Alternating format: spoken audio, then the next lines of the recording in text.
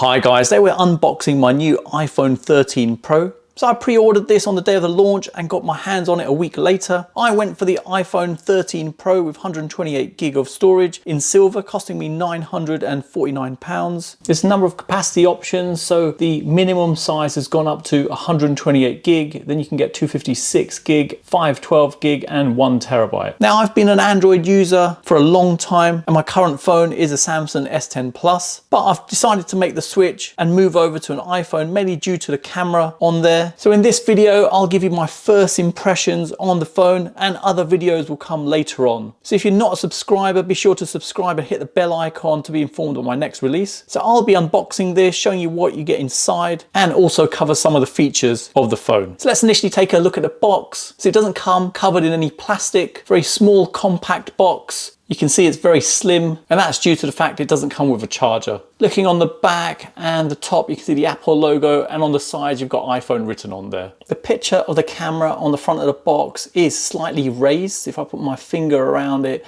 you can feel the edges of it, and the same sort of thing applies with the camera lenses up here as well. So a pretty cool design on there. Now flipping over to the back, you've got some seals on the top and bottom.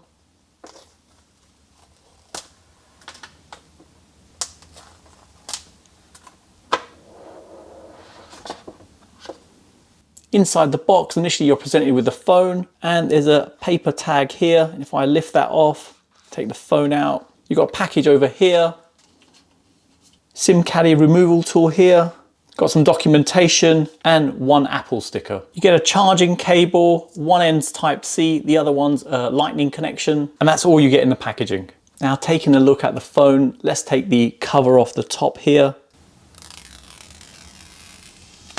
With the sticker on the screen removed, the phone looks absolutely stunning.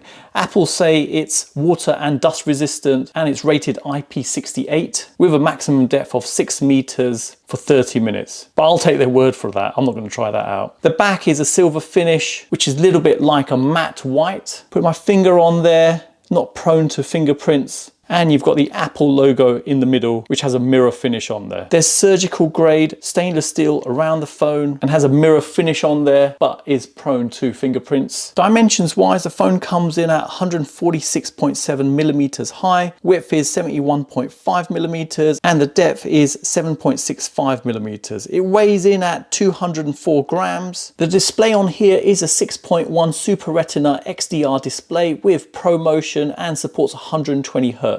So only the iPhone 13 Pro and the Pro Max supports 120 Hz. It's not supported on the 13 or 13 mini. So really a no-brainer for me, wanting to go for that faster refresh rate. Now turning this on, let's see if there's any power in the battery on here by default. And there you go. Screen quality looks really good and you can see the notch just above there for the front-facing camera. The front camera is a 12 megapixel camera. Battery levels, I'm quite surprised, are quite high, close to maximum. Now moving on to the cameras. If I come over to the side profile, you can see the cameras are quite raised on this. It's got a 12 megapixel camera system with 3 times optical zoom, 2 times optical zoom and 6 times optical zoom, and digital zoom up to 15 times. So the Pro and the Pro Max comes with 3 cameras on there. The top left camera is the telephoto lens with 77mm focal length and 3 times optical zoom. Apple claims this shoots clearer photos and videos from far away. The middle camera is the ultra wide one with 13mm focal length and a faster sensor. The new lens can focus up to 2 centimeters and the lens captures 92% more light for better photos and video. The bottom left lens is the wide lens with 32mm focal length. It also captures 2.2 times more light for better photos and video. You can also shoot macro videos including slow motion and time-lapse videos with this, and you can use the wide and telephoto lenses for the cinematic mode for 1080p at 30 frames per second. The camera can do Dolby Vision HDR video recording at 4K 60 frames per second. The iPhone 13 has the latest chip, the A15 Bionic, which is faster with the new 5-core GPU. In terms of power and battery, video playback, you can do up to 22 hours streamed and up to 20 hours audio playback. There's a 2,000,000:1 contrast ratio in here and 1000 nits max brightness typically and 1200 nits max brightness in HDR. It's got a fingerprint resistant allophobic coating on there. It supports 5G data, Wi-Fi 6, and has Bluetooth 5 built in. Screen performance is really good, just smooth and just glides along. I've briefly tried out gaming on here and performance is really good, very smooth. I've taken up all the settings to maximum on here and you can see Call of Duty running really well. So impressed.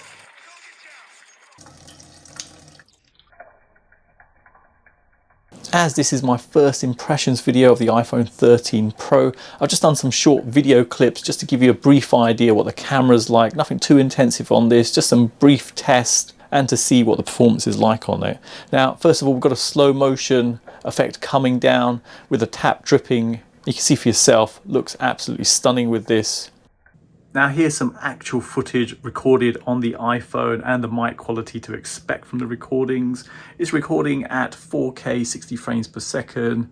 Color representation, you can see for yourself, it's absolutely stunning on here. You can hear the mic quality as well for yourself. There's no external mic connected to this. So this is what you'd actually hear when you're recording on this. If I zoom in a little bit, let's come up, go into an area. So I am using this with my gimbal, just to note. So hopefully less of a shake on there as I'm moving around. But yeah, works well with this. Now some footage recording in cinematic mode. Just to give you an idea, you see the focusing going pretty well with this. If I move back, refocuses on the next thing, comes over to the mug, and then refocuses on that.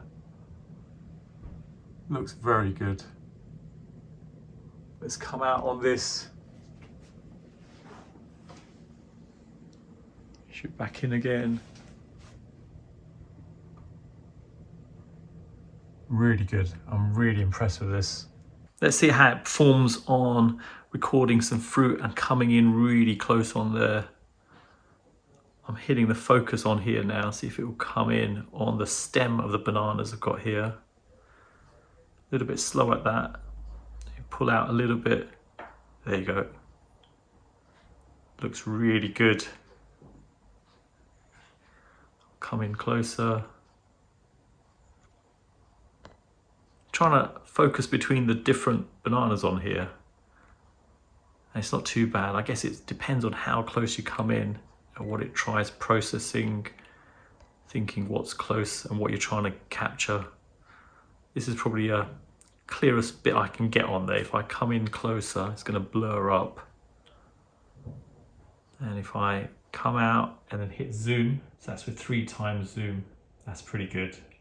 I've got the iPhone on a gimbal and I'm just recording direct on there just to show you the different zoom options available. So this is standard zoom on there, and if I go to 0.5, comes out, gives you a wider shot, and then clicking on ×3 zooms right in. Going in closer up there, if I zoom in, you can go ×9 on this. Now, one thing I noticed is the picture representation on here is really good. Color representation and saturation is really impressive. You can see for yourself accuracy in what you're seeing on the screen and what's being recorded compared to what's really there is literally spot on.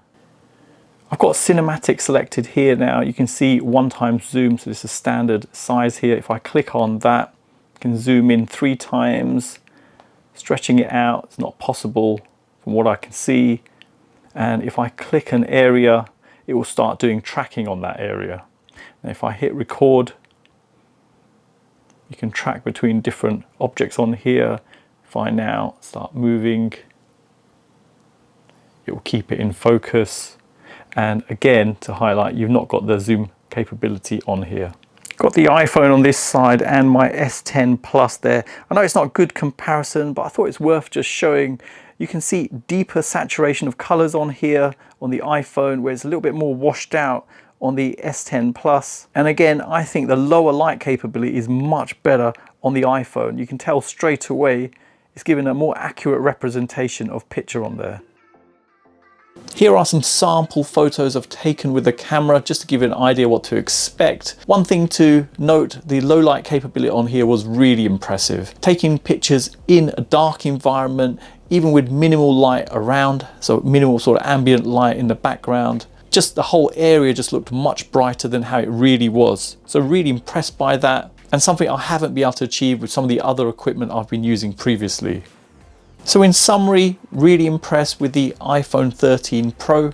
I purchased it mainly for the camera, to take photos on there and record videos, and I'm not disappointed from what I'm initially seeing. I'll aim to make some follow-on videos from this. So if you have any ideas of what you'd like to see, drop me a comment below. So there you have it, you made it to an end of another video, and I hope it's helped anyone thinking of purchasing this. Details are in the description below, including purchasing links. If you're new to the channel, hope you can subscribe and hit that bell icon to be informed of my next release. Smash that like button as it really helps me out. Thanks for viewing, and see you in the next one.